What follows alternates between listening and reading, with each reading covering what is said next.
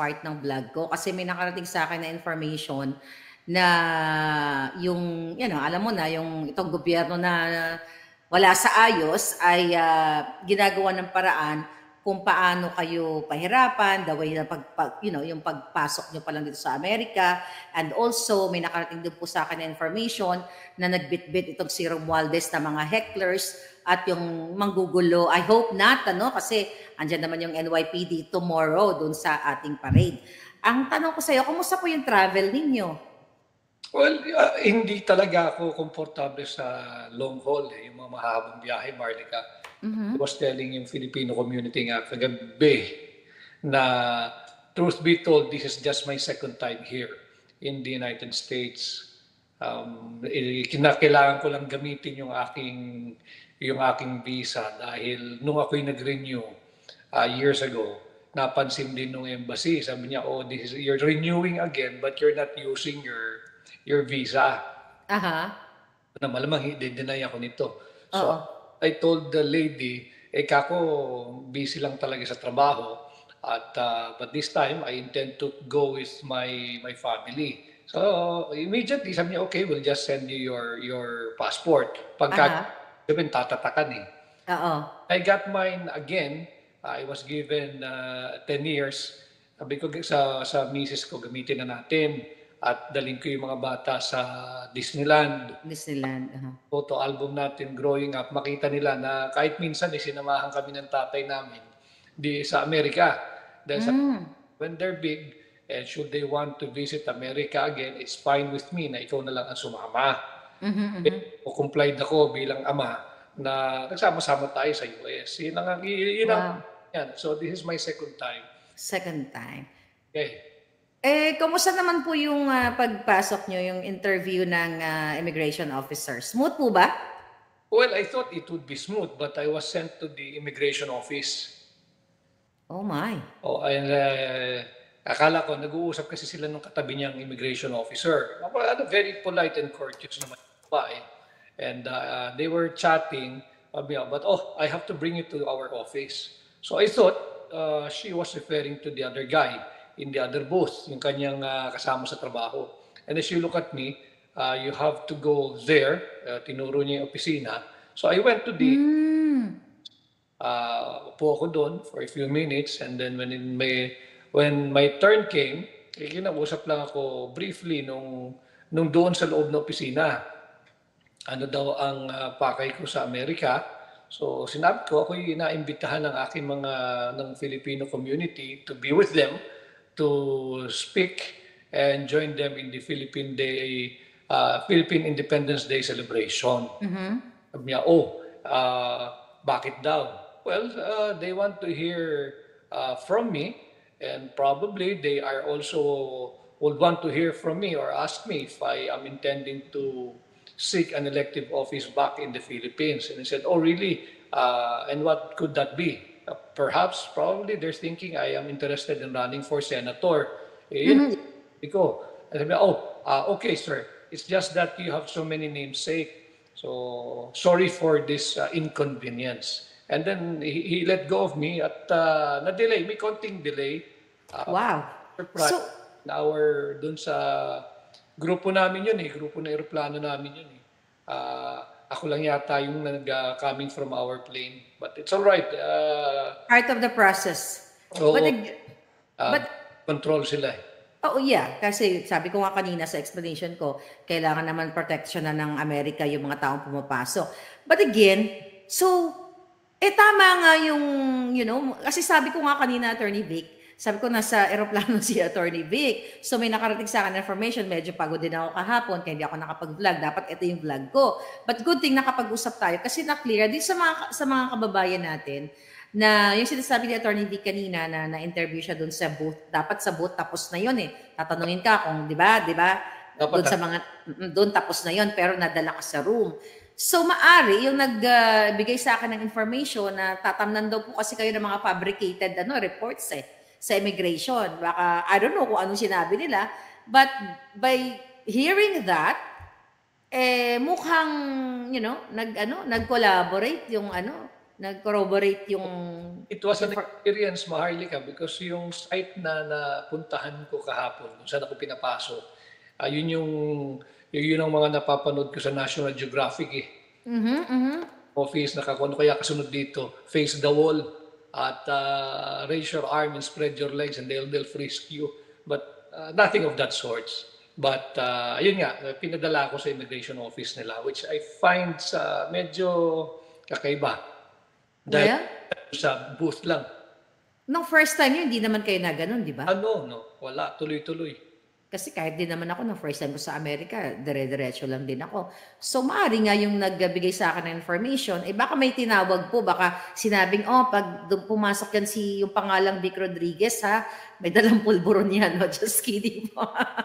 Baka ganon. But anyway, but I'm glad kasi, you know, naging honest naman yung sagot ninyo. Wala naman, di ba? Wala naman silang nakitang red flag doon. So, kaya siguro, you know, na I am naging, satisfied, Marlica, and wala naman, hindi ko naman naging panantayan sa buhay yung magtago-tago. yeah, that's good. What you get, kung yan kung magustuhan mo, di okay. Kung hindi, ayos pa din. Oo. Ang nakikita ko dyan, based sa, you know, aking eksperyensya, no, sa mga kaibigan ko, kasi mayroon akong dalawang kaibigan na airport to airport, Attorney Vic, no. Yung iba sa mga nasagot nila doon is siguro nataranta sila, kinabahan sila, mali, hindi nag-jive doon sa mga documents nila or whatever. But in your case, kasi ang intention mo naman talaga to be here dahil naimbita ka ng Filipino community. Oh yes, I just told him, the immigration officer, exactly my purpose for coming here. At talaga namang ako'y nandito dahil naimbitahan. Other than that, sabi ko nga yung mga napakainit na pangtagak kahapon ng ating mga kababayan, hindi ko in-imagine na I will soon be coming to New York because hindi naman ako very New Yorker, Maharlika. Hindi ka very New Yorker. This is just second time here. So, kumusta yung yung pagtanggap sa'yo ng mga Pilipino? Nakakatuwa, malapit at very, very loving sila, very concerned about what's going to happen this coming Sunday, bukas. At dahil nabanggit din nila, although hazy yung mga kwentuhan nila, ngayon nabanggit mo uli na apparently may pinapunta or something. Yes. Okay lang yan. Hindi tayo dapat mangamba. Dahil unang-una, ako ay nagtungo rito hindi para magprotesta. Yeah. Ako ay nagpunta rito upon your invitation to take part in the Philippine Independence Day celebrations parade na gaganapin sa linggo. At walang masamang pumarada kasama yung mga kababayan. And ang tema ng celebration is Independence Day. So ano ang ating pagtatalon-talunan doon? Except of course, yung nangyayari nga pagbalik sa Pilipinas na wala naman talagang tunay na kalayaang nagaganap ngayon sa Pilipinas. Sinisikil yung ating karapatan, yung free speech, yung freedom to peaceably assemble, yung freedom to express your dissent or disagreement to the government and its policies. Walang kalayaan ganun. Ayun ang Attorney Vic, ang malungkot na hindi parang, kasi naniniwala ako dun sa mga information na nakarating sa akin. Na imagine mo, nasa Amerika na tayo, hahabulin pa tayo dito para i-harass or intimidate or gipitin. Well, inabaw na pag-usapan din namin briefly kagabi yun dahil nga the big bulk of the Filipino community I'll be meeting this morning, mid-morning today, na siguro dito sa Amerika, laki-laki ng Statue of Liberty, siguro dito may kalayaan na. Hindi na pwedeng basta sikilan at supilin. At kung meron mga napipintong heckling, kakuya lang natin. Ako rito, dala ang core message ng Hakbang ng Maisog, which is being an advocate for peace. So kalayaan ang ating isinusulong. Di kalayaan din ang ating isusukli sa kahit na sino pang mag-heckle sa atin kung meron man sa darating na linggo. Yeah. Attorney Vic, aware ka ba doon sa keynote speaking ni Bongbong Marcos sa Singapore? Napanood mo or hindi? Hindi. Ano? Okay. Okay, may Chinese general kasi, mataas ang pwesto no, ng Chinese general na yon na tinanong si Marcos Jr. na sinasabi niya na balikan sana ni BBM yung TAC or Treaty of Amity and Cooperation in Southeast Asia na pinamahan ng tatay niya at titignan yung tatlong prinsipyo, yung consensus building, mutual respect and consideration. Kumbaga, based sa understanding ng karamihan at sa akin na yung Chinese general na yon pinapaalala kay Marcos Jr. na ang China ay hindi nag-a-after sa gera.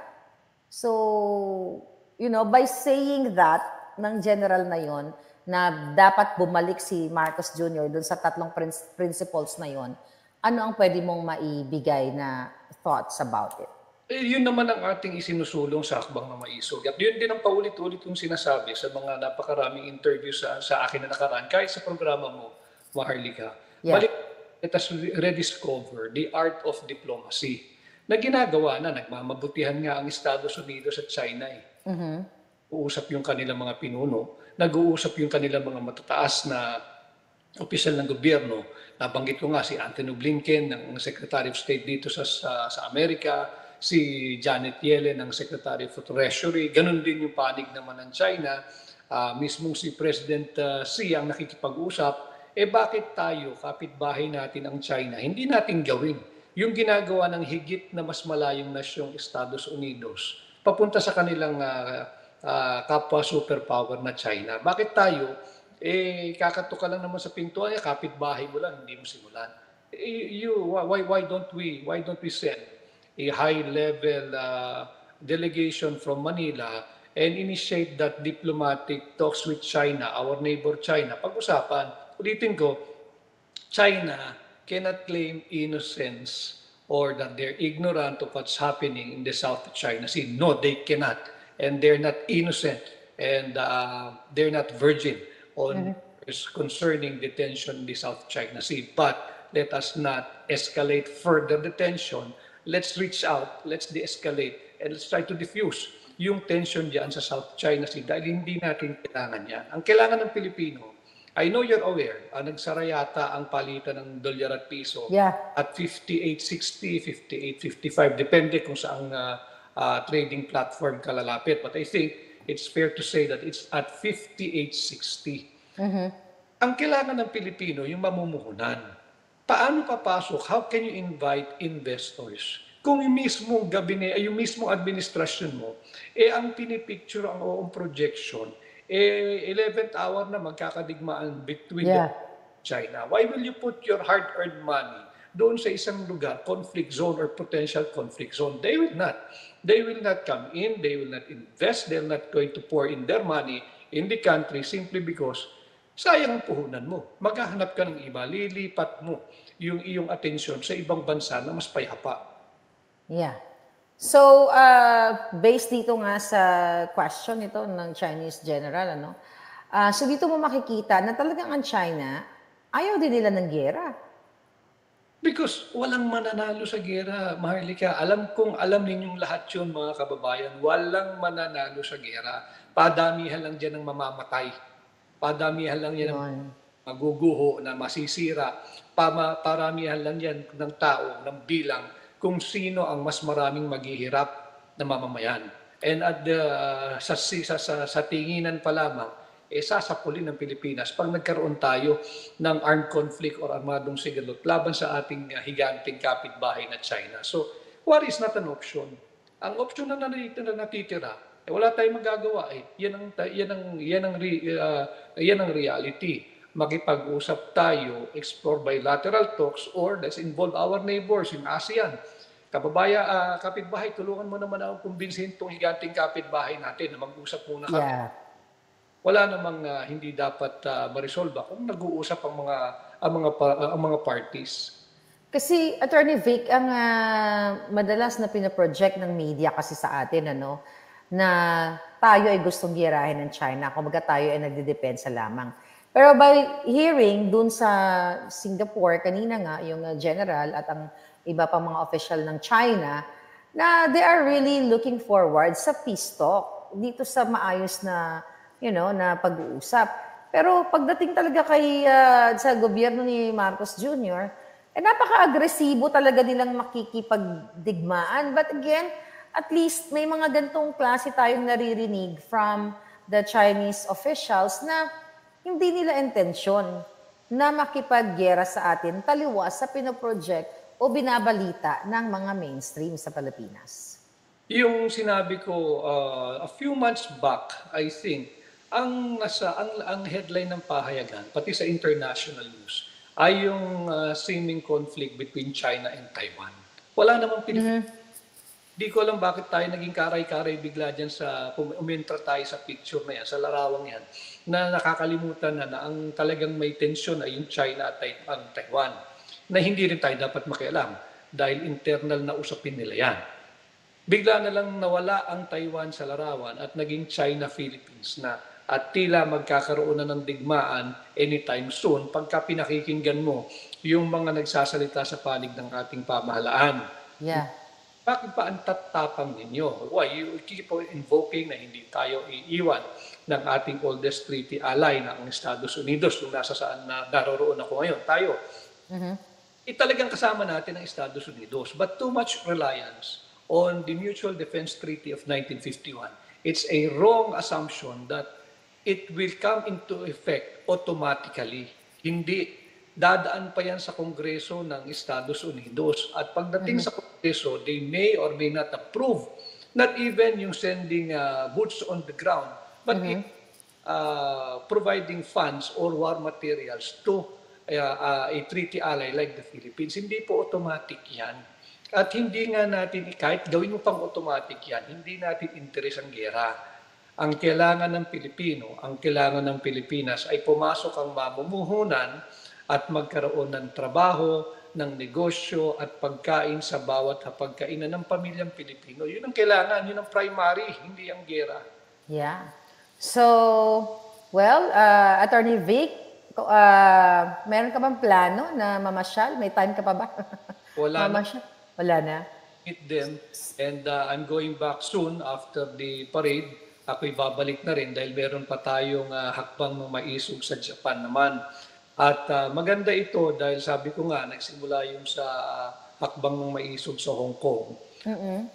Kako nga, kami naman ang magsusumbong din ng hakbang ng maisog Philippines sa hakbang ng maisog international. Kagaya dito sa Estados Unidos, pakikiusap ay tulungan naman tayo, mga kababayan natin dito, na may paabot sa gobyerno ng Estados Unidos na hindi interes ng mga higit na nakararaming Pilipino na mapunta tayo sa isang armed conflict kalaban ng ating higanting kapitbahay na China. Ito ang mga pahayag na sinusupil at kikitil pagbalik sa Pilipinas. Bawal kaming we cannot even gather peacefully and exercise our constitutional guaranteed right to freedom of expression, peaceably assembled to petition the government for redress of our grievances.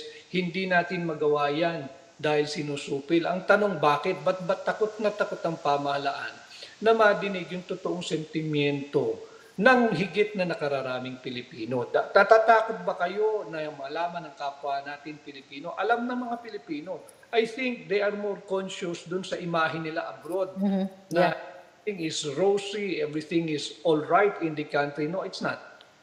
Dahil kahit ano pang sabihin mo, kung magkaroon man tayo, gusto natin ng economic recovery, gusto natin ng progress and prosperity para sa...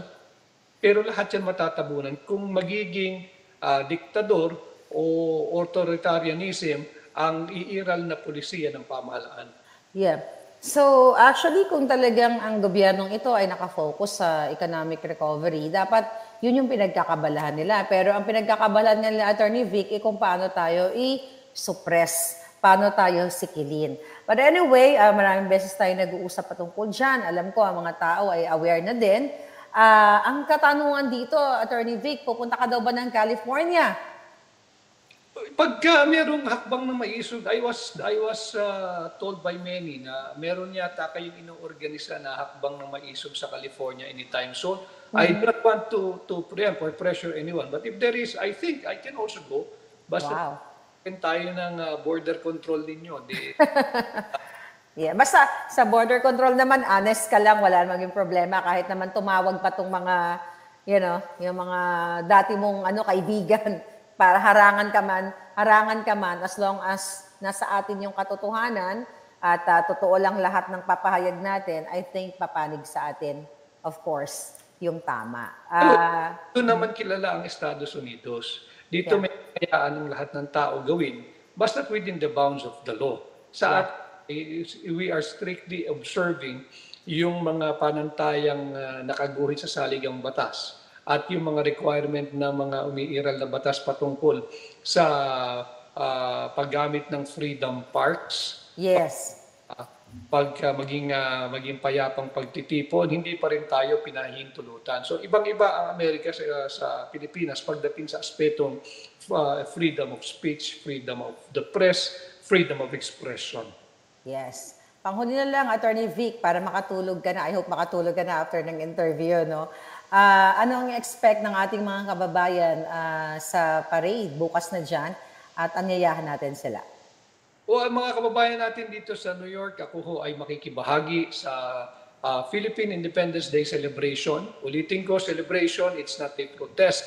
So yung mga nagtatangka, ito ho ay selebrasyon ng ating kalayaan. Ako ho ay naririto upang ipaabot naman sa ating mga kababayan dito sa Hakbang ng Maisog, USA, that while you are celebrating Philippine independence here in New York, hindi tayo ganoon kalaya pagdating sa Pilipinas. Kaya dala ko ang mensahe ng Hakbang ng Maisog, itinutulak natin yung protection and to defend our Constitution at resist natin ang seemingly budding authoritarianism, tyrant or dictatorship sa ating bansa. Huwag tayong pumayag, pati yung Peking Charter change, huwag nating pahintulutan at ating isulong din yung kapayapaan sa ating bansa and eventually in the Indo-Pacific region and eventually in the whole world dahil kahit sinong bansa hindi handa maharlika sa giyera.